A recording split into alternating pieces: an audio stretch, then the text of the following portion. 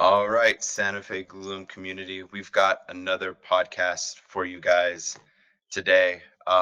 First off and foremost, would like to thank our sponsors with Mercedes-Benz of Santa Fe, Pantry Dose, and believe it or not, the City of Santa Fe Economic Development. They're in the house tonight as a sponsor and as a podcast. So, would like to welcome Johanna Nelson to our community. Miss Nelson, thank you so much for taking the time and effort from, obviously a huge busy day for you guys at the Economic Development Office. It is. It's always a busy day over here, but it's great to talk to you, David. Yeah, no, thank you so much for everything you do in the community, in the city of Santa Fe in general. So, from our Gloom family, our players, fans, supporters, a big shout out to the city of Santa Fe for everything you guys do. But let's start off by giving like your story of Santa Fe, and then also kind of share your experiences playing soccer, right? So we kind of mingle, the community of Santa Fe, soccer, economic development. So kind of share with us your story. Okay, where do I begin? I'm originally from Texas. I grew up in East Texas, south of Dallas, and have family in central part of Texas, like Austin and Waco. And as soon as I turned 18, I headed west and I moved out to this small community on the border called Alpine, Texas, and I started a business. I finished up undergraduate school and got involved in the community um, because it's rural. It had 2,000 people there, and you really see the impacts and the needs of a community. And so that's really where in my 20s I got connected to economic development and really my heart just got lodged in the Southwest and in the border. And I moved up to El Paso. I spent some time in Mexico, in Chihuahua, and I met my husband in El Paso, and his family's from there. And we ended up getting married actually in Arizona. And as we were planning our family, thoughts for our family, we knew we didn't want to live in a big city.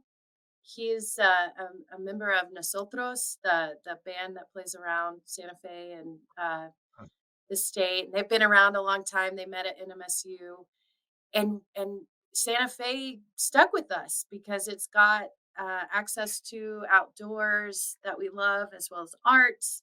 He was able to teach music and play with the band. And I landed a job at the state of New Mexico Economic Development Department.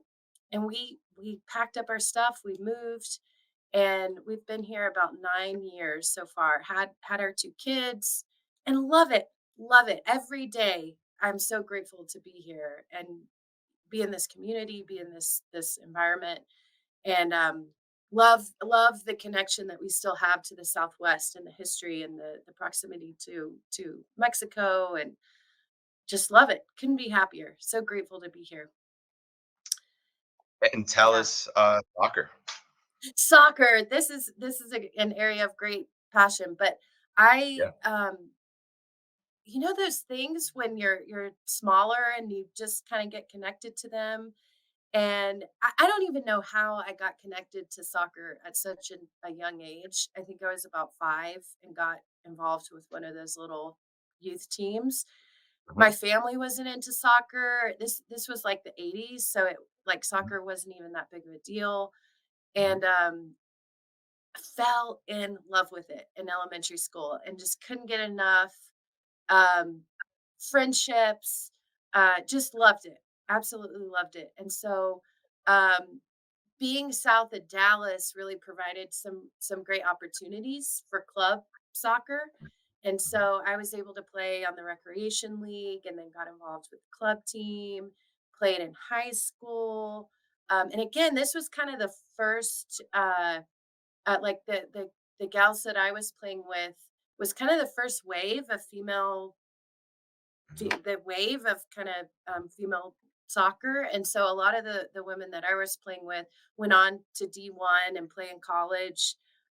So it felt really exciting. I think when we our team ended up going to the state championship and We didn't win, unfortunately, but I remember that was like the second tournament that the state had even had for female soccer then. So it felt very exciting, and I just loved it. I went on to play intramural soccer throughout college. I played in an indoor league in Mexico. I played in an indoor league in El Paso. I love soccer and love that community that you can go anywhere in the world and speak the language of soccer, and it's a beautiful, beautiful sport. So love it. Yeah, no, absolutely. So we're touching on soccer, we're touching on community, and then our third language, right, is economic development. So Economic development. Yeah. this so for our listeners, for our fans, kind of give us a high level view of what you all do at your office. Just real high level, and then in next episodes we'll get into the weeds of it, but just set the table for us on what you guys are doing for the community. Sure. Many people don't even know what economic development is. And I think that's because it's so broad. A lot of people kind of step back like, what is it that you guys even do? And when you look at our mission, it's a very broad mission of how do we strengthen the local Santa Fe economy, and how do we create opportunities for the residents here through, is that business ownership, is it workforce opportunities, is it education? So that's a lot of things that we do. But at the high level, just remember that of how is our office supporting, strengthening, diversifying the economy? How are we helping to provide prosperity opportunities for our residents at a Yeah, high level? That's the mission. yeah. Yeah, no, perfect. And speak to us on any types of programs. So, like, let's say I wanted to start a soccer team, for example, right? Or I wanted to start a company called Age Friendly Senior Care. I'm always kind of going back and forth on the camera. And Love it. Love the logo. I see the opportunity of helping the elderly in our community. What are some of the resources that the city offers for business owners or entrepreneurs? Sure. So when somebody has an idea of, hey, I want to start an age supportive care facility, for example, they could come to us at any stage, really. But even if they had an idea, they could come to us and say, hey, this is what I'm thinking. Um, we can help go through kind of the initial questioning Mhm. to get at the meat of the idea. So, do you have the right components in place? And not really even going into depth, but just help kind of guide the thought a little bit more, figure out where the needs for resources are. So an example of a business that might be really early idea stage, we would provide that connection to, this sounds like a really good fit to uh, get some further explanation and further guidance from the Small Business Development Center or from our partners at West. Yep. There's a number of organizations in our community that provide resources. And even that's kind of a jargony word, but support, help.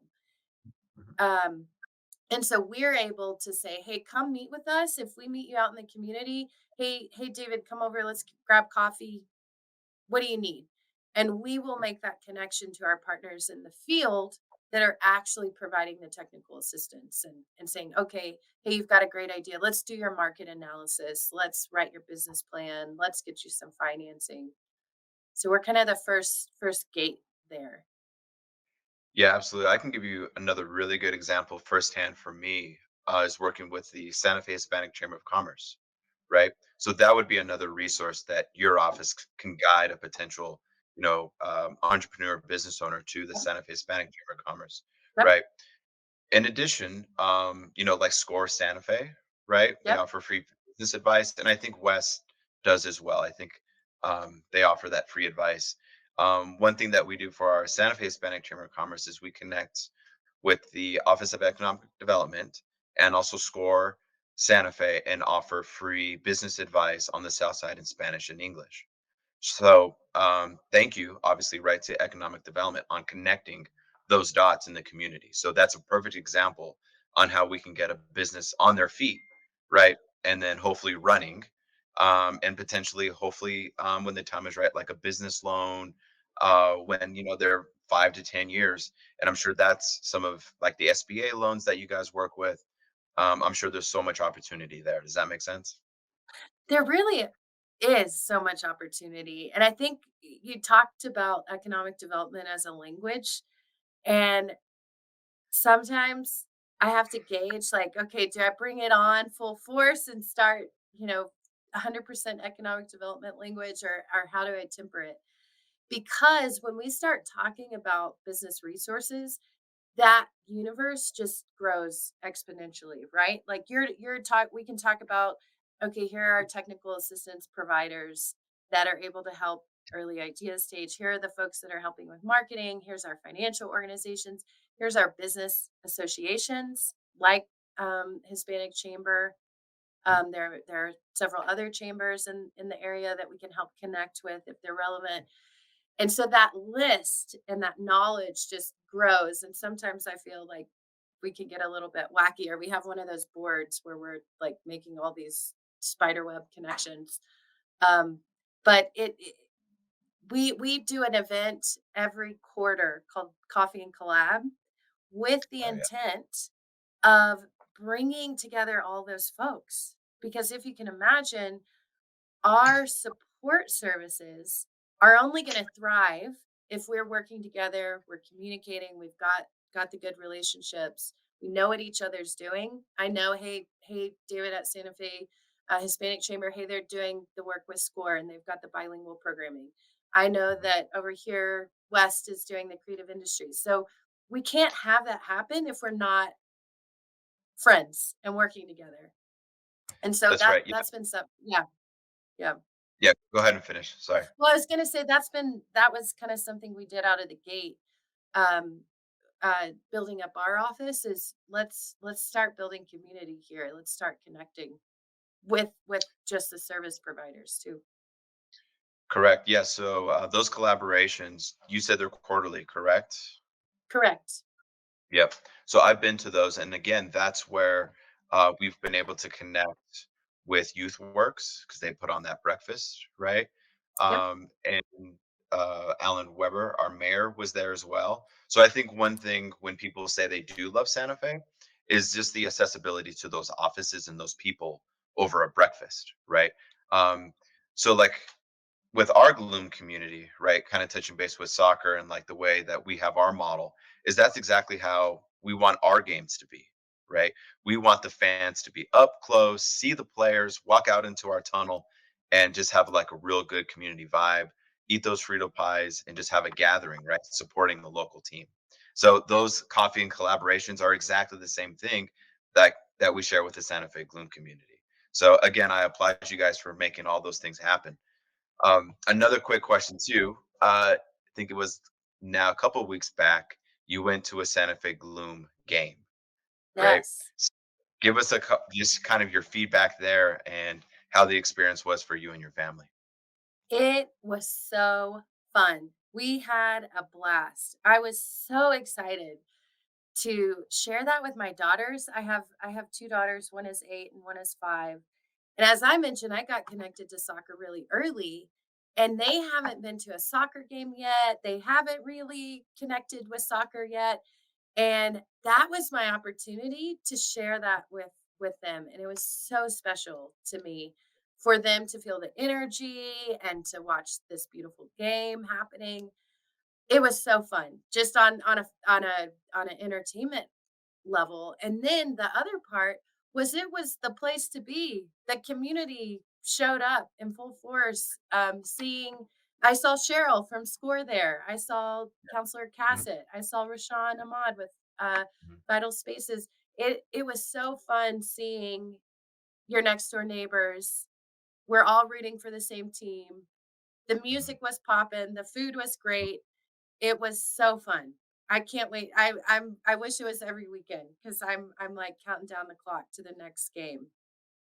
Yeah. And it No. was Thank. great too to have the whole audience just rooting for Santa Fe too. That was great when the ref was making some questioning calls. Oh, Like, yeah. that's episode 2. Yeah, no, for Yeah. sure. Yeah, and give us some feedback too. Like, do you see that these Santa Fe Gloom games could spruce up economic development, right? Like you mentioned, a lot of the leaders of our community coming out to these games. Do you envision seeing booths at these games and passing out flyers to the community, right? That's one thing that I kind of always struggled with in the beginning was, we want to make this a soccer event, a soccer game, right? Futsal. So I'm always kind of curious to see if our fans want to go in and also learn about business initiatives and those types of things. Obviously, probably not every game, but is that something that you see maybe in the future that the Santa Fe Gloom Games could tie in the economic development in the communities and new developments of housing at these games? 100%. Okay. Definitely. Really, one of the challenges that we have in economic development, I mentioned over 100, over 200 resources that are available for entrepreneurs here. The problem is not the resources, it's getting the information out to the public and getting out to the community. We were talking about a newsletter before we went on air, David, and I think our newsletter readership skews higher on a demographic over the age of 65. It's a very specific group of people that are even reading our newsletters, for example. It gets out, it finds a way to get out, but that's just one piece of the puzzle to get information out. And so when you have community events, when kids are there, families are there, that's where you're able to present information, increase awareness to a demographic that doesn't necessarily have time to read your newsletter, but Mhm. they are passing by your booth. I Santa Fe STEM was at the last game. They have a Mhm. great summer camp coming up. Yep. And I don't even know that. And so there was the guy at the booth. I grabbed the flyer, talked to my daughters about it. It sounds like a great event. And I wouldn't have known if they wouldn't have been there. And I think it's perfectly aligned having our community organizations there at an event like this. It goes hand in hand, definitely. Great. Great. Thank you. Thank you for that feedback and noted. Touching base back on the economic development, what do you see for the future of Santa Fe? Like who are the new potential businesses that can come in, new industry trends, just from kind of speaking your language of economic development? What's next for Santa Fe? Obviously, tourism is going to always have a foothold, right? Hospitality, tourism, kind of what's next? Give us a peek on what your predictions are the next, 10 to 15 years. Wow, that's an interesting time frame. Right now, as I mentioned, we're really focused, I would say, kind of foundationally, looking at how are we providing the basic frameworks for our community to get connected to resources. So that might be workforce related, it might be economic development providers, it might be businesses connecting with financing. So Mhm. this we really looked at the last year providing these events, and we'll continue doing those too, these networking events. And my hope is that we are going to do a strategic action plan for the city. We haven't had one and an updated one in about 20 Mhm. years. And Okay. so we're going to start that this fiscal year as along with a workforce one. So what that means is we'll be able to really assess if our targeted industries are the correct ones. Yeah, are they still fitting? Right? Yeah. Because if you look at our targeted industries, they're pretty on spot. I doubt they'll change too much, but you have um, hospitality, tourism, healthcare, um, film and media, creative industries, outdoor recreation is one, bioscience is one, and so when we do this strategic kind of analysis, we'll be able to say, okay, these are the ones that we're focused on. Look industry by industry, what does this industry need to thrive? Do we need for bioscience, for example, do we need to create an affordable commercial space that you can do manufacturing and lab work in it. Film and media, we've heard post production spaces available. Outdoor recreation, how can we make connections to the federal agencies that sometimes can be challenging to navigate? So I really see us being a lot more strategic, a lot more connected, and those resources, not only having the tools and the resources that they need to grow, but they're also really well connected just locally. And what that means is that, let's say we've got a business in outdoor recreation that maybe a bike manufacturer, I have no idea, that's Mhm. manufacturing Mhm. bikes. They have a product that they don't use all the metal or something, so they're connected to maybe a company in um, in bioscience that needs that specific metal for their component. And that's just a silly example, but Yep. there's a lot more interconnectivity and a lot more support in an approach that's called sometimes like a circular economy, that we're really providing these opportunities for sustainability. And that's one of those keywords in economic development, is how are our actions sustainable, um, resilient. That's another word too. Um, Yep. Yeah, and I'll throw out, I didn't mention food systems. I'm so excited to see and support our food systems here in Santa Fe. And not only do we have the historical, cultural reference to that industry, but as we are shifting as a society, as a country, there are so many opportunities to look at innovations in food systems. And so you look at the kitchen table, you look at Desert Verde that's doing aquaponic farming. We've Yep. got some real innovators here in the community that are trying to solve these problems of how do we use our waste, how do we create healthy soil, how do we get healthy food out into our community and make it be economically viable for our residents too. So I'm really excited to see some innovations in that industry as well. Yeah. No, that's great. Super exciting for the future. Um, Last question. This is tough. um, is how do we build up the economy, right? But also touch on all those points that you talked on earlier in terms of the Southwest and keeping the culture, right? And preserving those landmarks as we grow. And that's the $1 million question always in Santa Fe, right? We could have a great idea and have a business template, but maybe some portion of that community may not want that business in that area. How do we strategically do that and build up our workforce, right? Because we see rent increasing, obviously home prices increasing, but we want everybody to own a home in Santa Fe. So what's your response there, and how do we build up the economy but also preserve uh, you know great Santa Fe culture, right? Because people come here because it's quiet. People come here because they love the sky, right? People come here for watching a Santa Fe Gloom game, right? So how do we balance all of those things? Obviously, that's a heavy question, but it's at the heart of everything we do. You're exactly right, because Yep. the question that you asked earlier about what's economic development, a lot of people hear economic development and they might have negative connotations.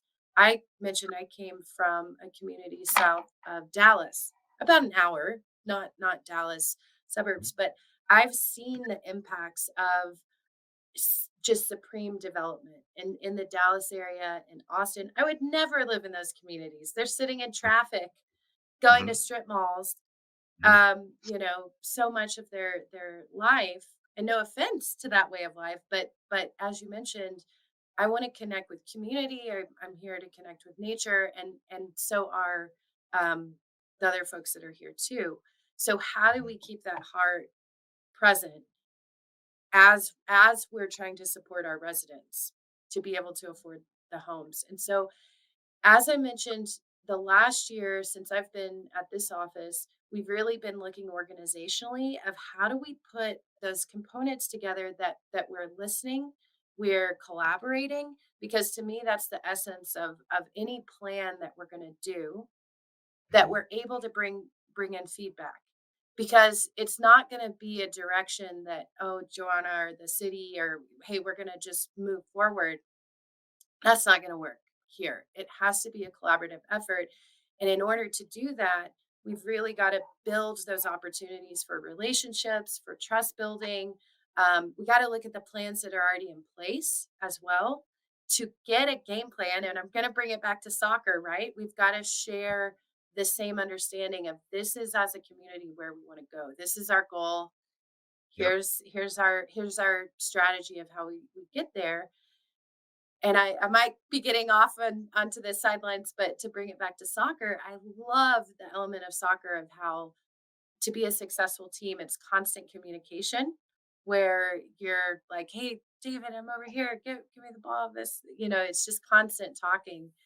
And I really try to bring that back in the work that we're doing here at the local government level, at the community level, because we gotta talk to people. I gotta know what you're doing. You gotta know what I'm doing. Yep. Here's our shared vision. And that's what I'm hopeful. I'm hopeful that as a community we can come together and we can create some really great opportunities. One other thing to mention too, because you brought up workforce, for workforce to have some really good solutions, again, it's talking and communication. We've got to pull the key industries together, like healthcare. You're engaged in healthcare. We've got to pull that industry together to understand, okay, healthcare industry, what are the needs for your workforce? So we can help align the training and the workforce support that's actually answering the needs, right? Or I talked about we're going to do a literacy support a literacy program here for high schoolers that's giving them some tools that they can show up to an interview and be literate and reading emails, which is kind of Yep.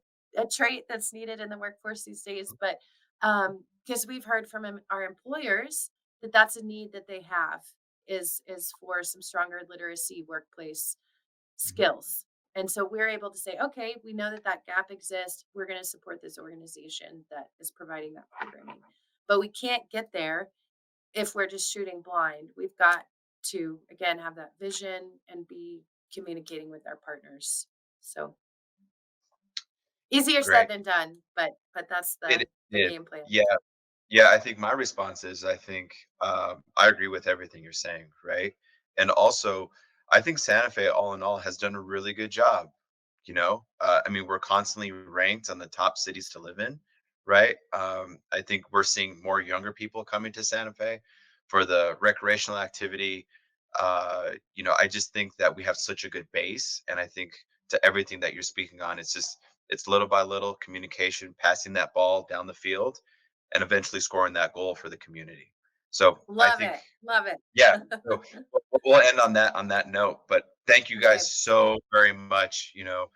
Rich Brown, everybody there at Economic Development, Liz Camacho, like Eric, like thank you guys so much for doing what you guys do because the city runs the economic development runs off all of that we do as business owners, as businesses, and you guys open up so much opportunity that sometimes the business owners and the entrepreneurs don't see, right? So I just want to give you guys a lot of credit for that because it's obviously really hard to see that opportunity in business development sometimes, but when we see those newsletters, when we see the economic development out in the community at Gloom games, at Hispanic chamber events, those business owners do recognize that. I know that for a fact. So thank you guys so much for paving that path towards just a better life in Santa Fe.